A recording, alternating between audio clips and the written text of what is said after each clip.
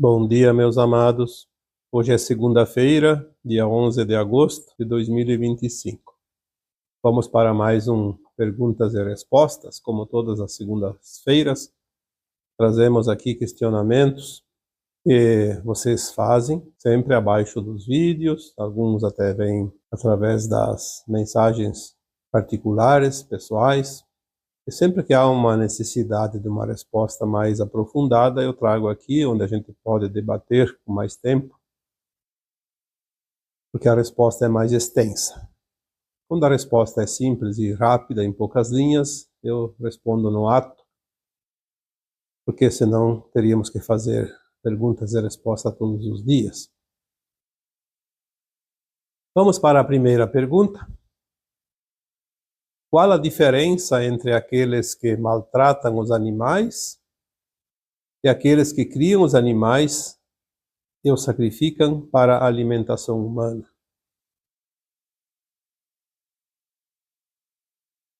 Há ainda muita polêmica sobre isso, porque nós estamos no final de um ciclo e é óbvio que as consciências começam a entender, se expandir.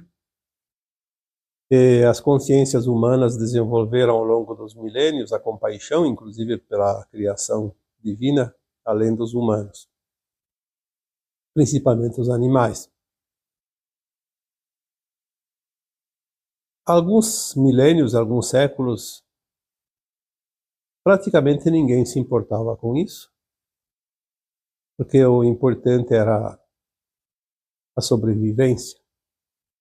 O ser humano foi se desenvolvendo em condições muito restritas, e na maioria das vezes a sobrevivência era a preocupação maior. Estamos agora chegando a um ponto da nossa consciência onde o amor incondicional, a compaixão e o respeito precisam ser desenvolvidos. E é óbvio que nós começamos a sentir este sentimento de consciência elevada.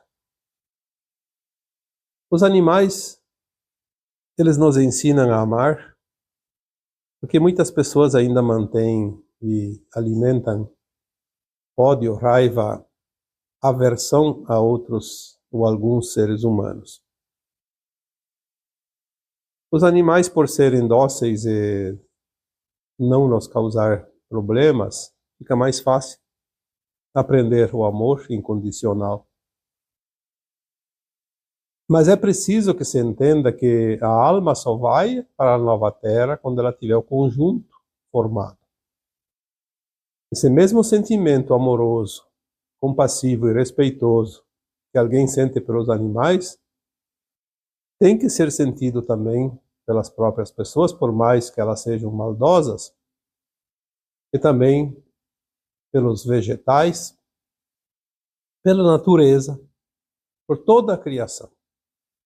Somos parte da consciência do todo, e no todo se inclui, inclusive, as consciências do reino animal, vegetal, elemental, mineral, natural.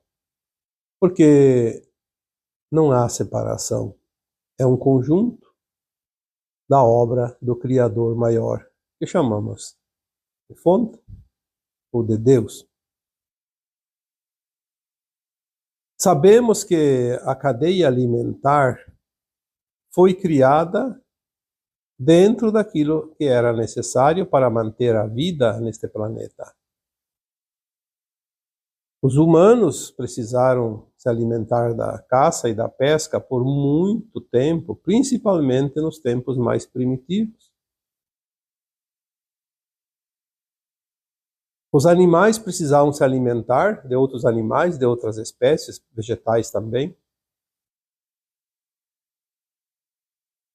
As próprias plantas se alimentam de nutrientes que a própria terra fornece, o ar, a água, a matéria em decomposição que cria o humus, que alimenta o solo para que as raízes das plantas possam absorver os nutrientes necessários. Os próprios eventos naturais, como a chuva, por exemplo, depende das circunstâncias, da umidade reinante, dos ventos, a evaporação da água que se transforma depois em chuva novamente e abastece na corrente natural, abastece a própria água que verte da terra. O plano divino é tão perfeito que não cabe aqui nenhuma discussão. O plano divino ele foi elaborado para que se cumprisse uma etapa, e cumprida esta etapa, vamos seguir para um novo tempo. Uma nova terra. Uma dimensão de consciência mais elevada, onde não haverá mais a necessidade do alimento retirado da natureza de uma forma ou de outra, de qualquer reino que seja. Porque nós vamos ter a capacidade da transformação da luz em alimentos, em nutrientes, em coisas materiais, inclusive. Quantas vezes já falamos aqui que, findada a transição que está próxima, a nossa consciência se expandirá ao ponto de nós produzirmos tudo o que precisamos através da energia taquiônica, que é a primeira forma de materialização da luz em matéria. Tudo o que existe aqui no planeta é materialização da luz. Toda a matéria aqui desse planeta advém dessa materialização da luz, através desse processo taquiônico, dos táquions. A luz cria um vegetal, a energia que produz uma variedade nova. Ou será que alguém trouxe uma muda de qualquer vegetal lá de um outro planeta? Pode ter vindo parte da matéria escura que a luz trabalha para produzir, mas, na verdade, a luz que chega ao planeta encontra aqui energias, gases, vapores, poeiras, enfim, o éter que está aqui na atmosfera da Terra, e com esse conjunto energético cria formas de vida material. Então a luz cria, através da circunstância, um vegetal novo, um animal novo, uma raça, uma espécie. E vai alimentando, e vai desenvolvendo, e vai se reproduzindo, e vai recriando, e vai povoando o planeta. Os próprios corpos físicos humanos foram criados dessa forma, através da evolução dos tempos, onde a energia vai se transformando através da incidência maior ou menor da frequência da luz que chega, para alimentar a humanidade que aqui está na Terra, que, segundo algumas orientações que não são passadas, demanda em torno de 1.500.000 anos. Tudo foi estudado e preparado antes da criação do planeta. Do que viveria este ser chamado hominal? Os animais, como poderiam se manter? Então, essa cadeia alimentar foi projetada pelo Divino, com um tempo de duração, o final da terceira dimensão, mundo de provas e expiações. A partir da transição planetária que se aproxima, nós vamos começar a produzir, através dessa energia taquiônica, através da nossa consciência, do nosso pensamento, da nossa intenção, vamos produzir aquilo que a natureza produzia. Então, eu já dei aqui várias vezes o exemplo. Você gosta de comer arroz e feijão. Então você não precisa mais plantar o feijão nem o arroz. Esperar o tempo de crescimento, de maturação, de colheita, de beneficiamento e depois ainda ir para o mercado e ter que pagar, inclusive, todo esse processo, porque é trabalho, é mão de obra. e é assim que funcionou o nosso mundo até aqui, você vai simplesmente materializar aquela luz líquida em matéria através dos táquions. Você intenciona e o arroz e o feijão vão estar no prato, cozido inclusive, com o tempero que você quiser, o teu gosto.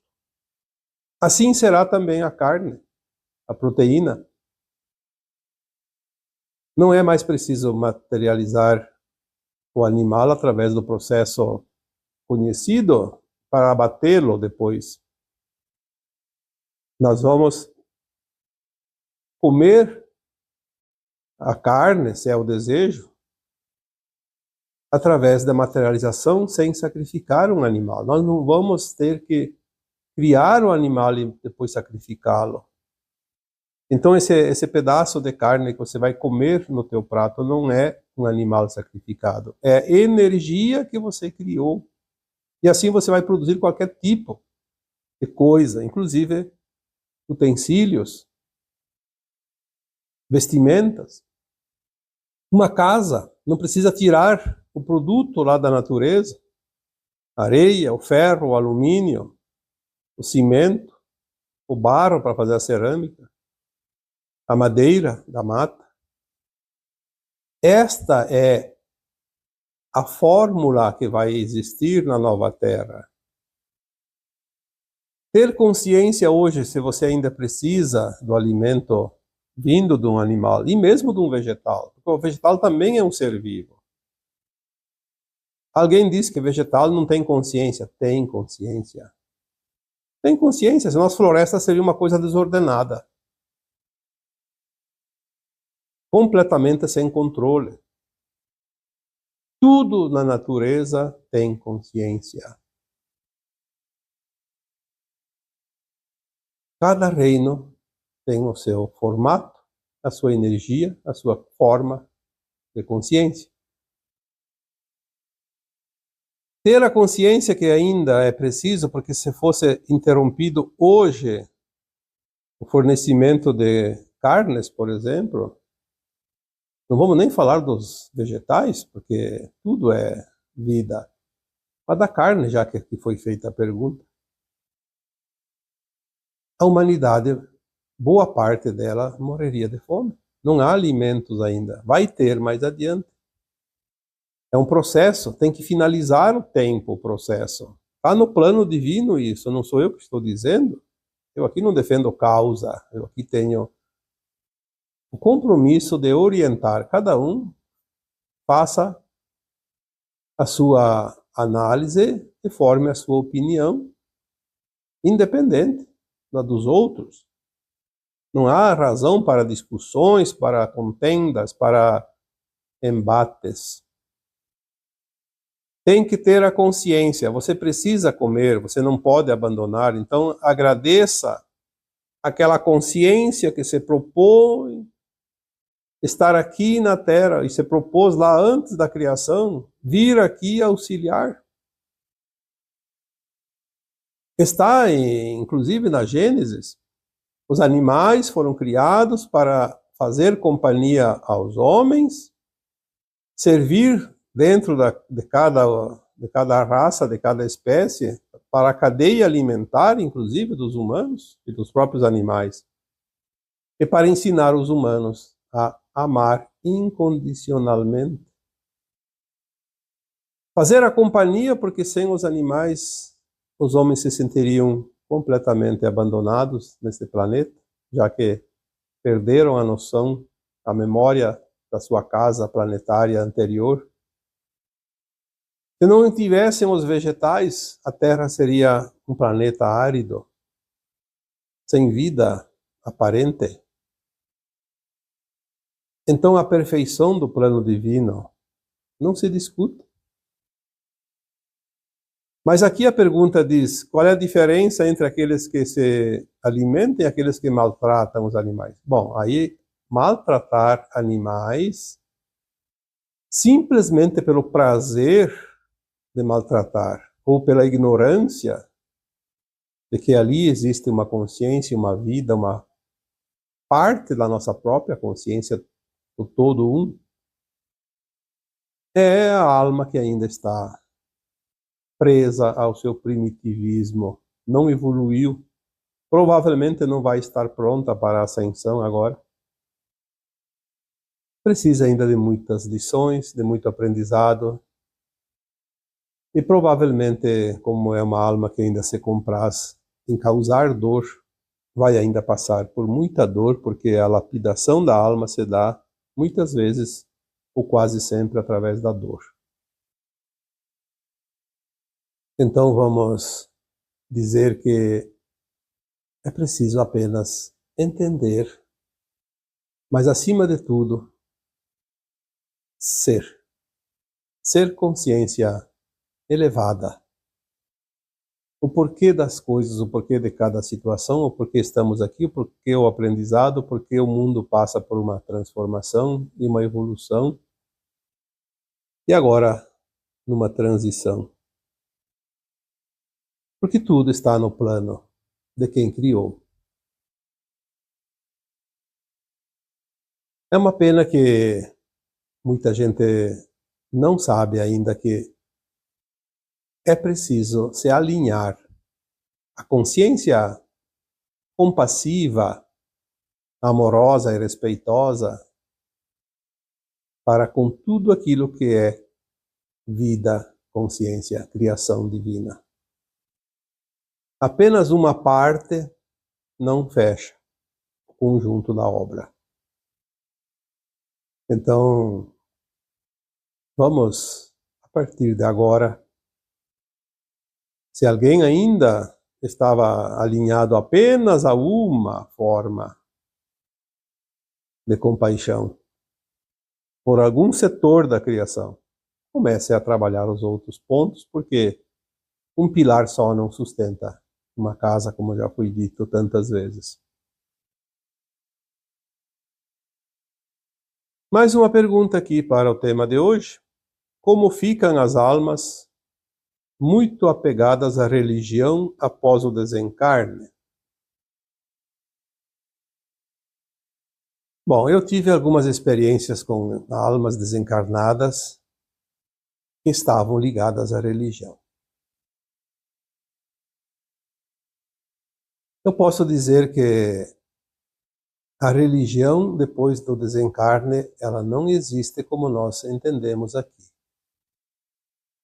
Quando a alma desencarna, ela vai ver que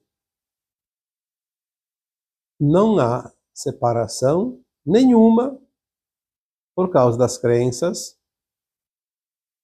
Muitas vezes uma alma muito apegada à igreja, vamos dar um exemplo aqui, a Igreja Católica. Tem um exemplo bem típico. Um padre, depois de desencarnar, apareceu numa sessão espírita e disse que estava sofrendo, na linguagem dele, no inferno. Na verdade, era um umbral baixo, porque o padre, seguindo os dogmas da Igreja Católica, pregou a vida inteira que após a morte é o céu ou o inferno eterno. E ao desencarnar, ele, pela frequência dele, porque pregar e não praticar não serve para nada. Ele tinha uma vida totalmente diferente daquela que ele pregava na igreja e automaticamente, ao desencarnar, a alma é sugada para a frequência que está na alma, para uma faixa do umbral. E ele foi para uma faixa de umbral muito baixa. Ele achou que era o inferno, porque, de fato, é uma zona de desconforto para a alma. E ele se manifestou numa sessão espírita e disse que eu acreditava que quando morresse eu iria para o céu, porque eu sou um padre. Só o título de padre daria o direito de herdar o céu. Mas só que o que vai dar o direito de herdar as faixas mais elevadas do umbral ou não é a condição ética e moral que aquela alma vive enquanto está encarnada, independente se é padre, se é ateu, se é de qualquer religião. Estas são as verdades. Narrativas, crenças, dogmas não servem para nada. Não adianta. No além-túmulo as coisas se organizam como tem que ser. Outro exemplo muito claro eu já contei antigamente, não sei quanto tempo faz, alguns anos atrás. Também uma alma que eu atendi e encaminhei, de uma menina, de uma moça, que desencarnou num acidente de trânsito. Ela era evangélica. E na igreja dela pregavam que ao desencarnar ela encontraria Jesus. Então, quando ela se manifestou, ela disse: eu estou perdida, eu estou na completa escuridão, porque me disseram a vida toda, todo o tempo que eu frequentei a igreja, que ao desencarnar eu encontraria Jesus. E quando eu desencarnei, eu não encontrei Jesus. Procurei e não encontrei. E o que eu encontrei foi uma escuridão completa. Então ela pediu ajuda. E ao orientar essa alma, obviamente, cada um faz do seu jeito, eu fiz do meu jeito, como eu sempre faço. Expliquei a ela que ela não viu Jesus porque não é hora de ver Jesus ao desencarnar. Sempre ao desencarnar existem algumas almas conhecidas nossas, podem ser familiares, podem ser amigos, desta vida ou até de vidas passadas, a alma vai lembrar, vai reconhecer que são de vidas passadas, e vão estender os braços para acolhê-las no primeiro momento, principalmente quando a alma está meia confusa. Como ela ficou com a ideia fixa, com a crença limitante, com a crença limitada a uma só situação. Desencarna, vê Jesus. E não viu Jesus. Então o que ela viu? A escuridão, porque a consciência dela não tinha outra informação. Ficou no escuro.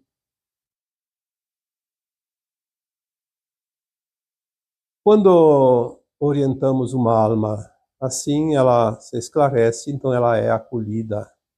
É a chance, a segunda chance. A primeira perdeu, mas a segunda.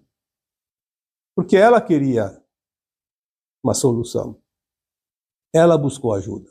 Ao contrário de muitas almas que se comprazem na situação que está e não querem saber de ajuda. E ainda ficam perturbando outras almas desencarnadas ou encarnadas. Existem de todos os tipos, obviamente.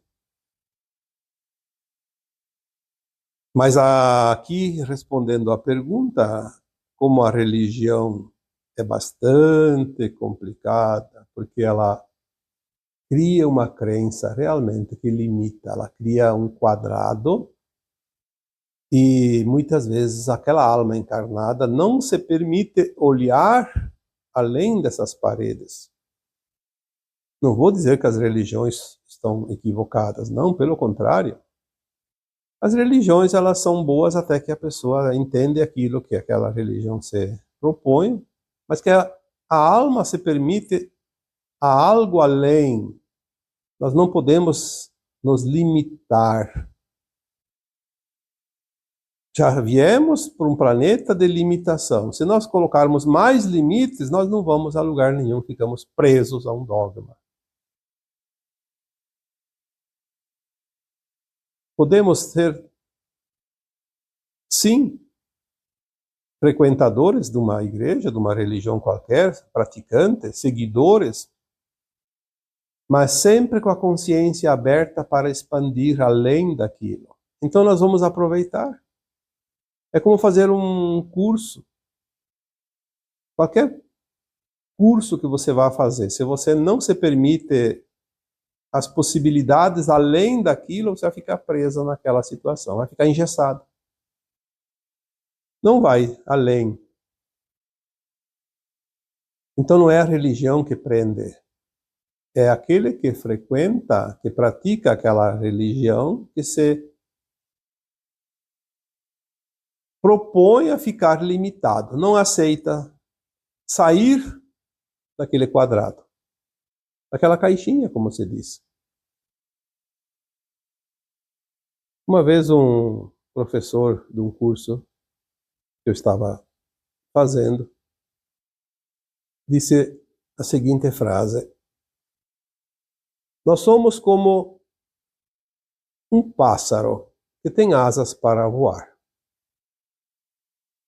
Nós somos colocados nesse quadrado, entre quatro paredes, ainda pequenos. E as asas vão crescendo. Vamos entender aqui as asas como a consciência, né? Temos a consciência limitada e vamos expandindo. Então esse pássaro começa a aumentar as suas asas. Chega um ponto que as asas começam a bater nas paredes. É quando a nossa consciência atinge o seu grau máximo dentro de uma certa circunstância, como, por exemplo, uma religião. Neste momento que as asas batem na parede, você sempre tem duas opções. Ou você se ergue e sai para buscar um espaço maior, onde as tuas asas possam bater livremente. Então, resumindo, ou você voa, ou você corta as pontas das asas para ficar naquele quadrado, caber naquele quadradinho. E é verdade, a nossa consciência ela tem essa característica. Ou você amplia e voa, busca mundos e coisas além daquilo que você tem até ali, ou você opta por cortar as asas e ficar naquilo. É a zona de conforto. Não busca nenhuma alternativa.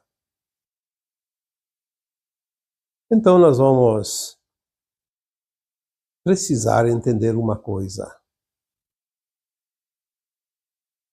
Após o desencarne, cada alma, independente, aqui falou da religião, após o desencarne, todas as almas seguem uma frequência que já está dentro dela.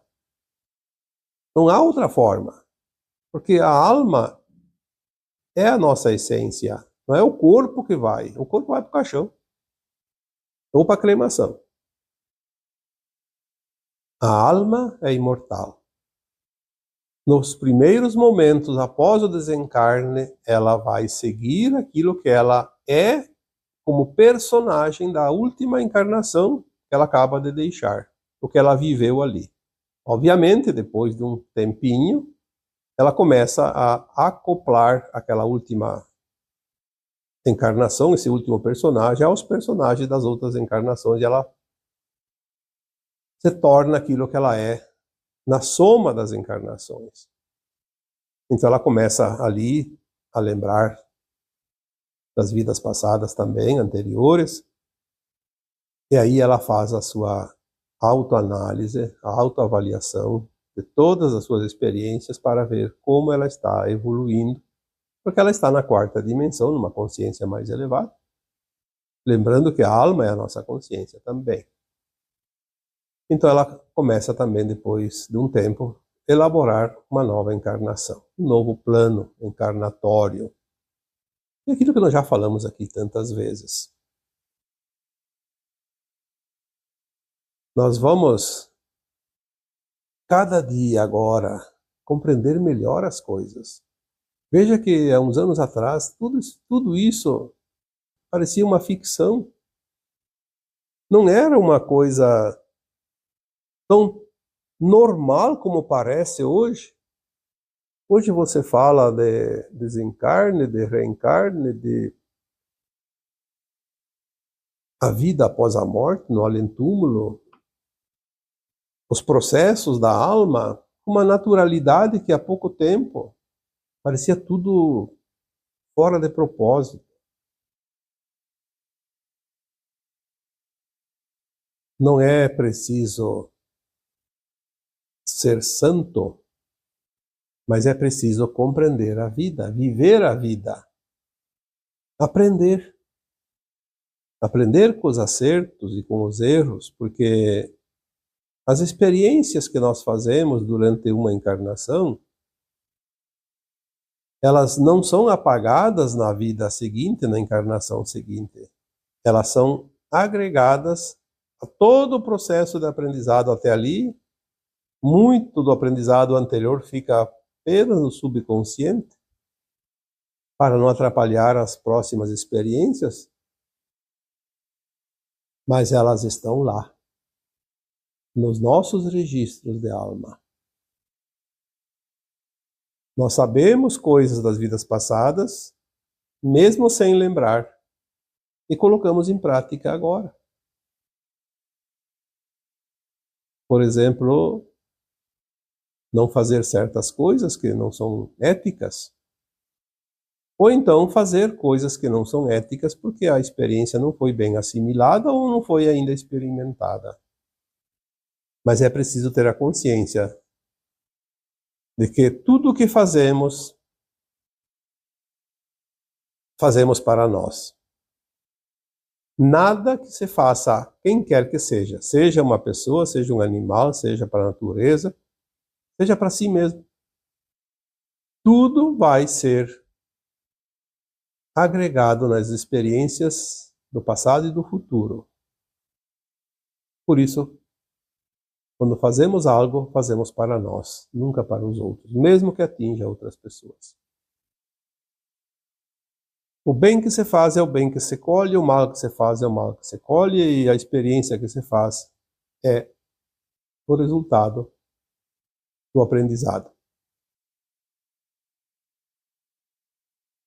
Tinha mais algumas perguntas aqui, mas como o tempo está se prolongando, deixaremos então as outras perguntas para a próxima edição, na próxima segunda-feira. Algumas perguntas sempre necessitam respostas mais aprofundadas, como hoje, por exemplo, o tema era realmente mais interessante para colocar aqui um pouquinho, não somente das dúvidas das pessoas que aqui colocaram as perguntas, mas também de qualquer um de vocês que ainda pudesse ter a necessidade de entender algumas coisas relacionadas aos temas aqui abordados. E agora eu vos deixo com o meu abraço de luz em cada um de vocês. Namastê.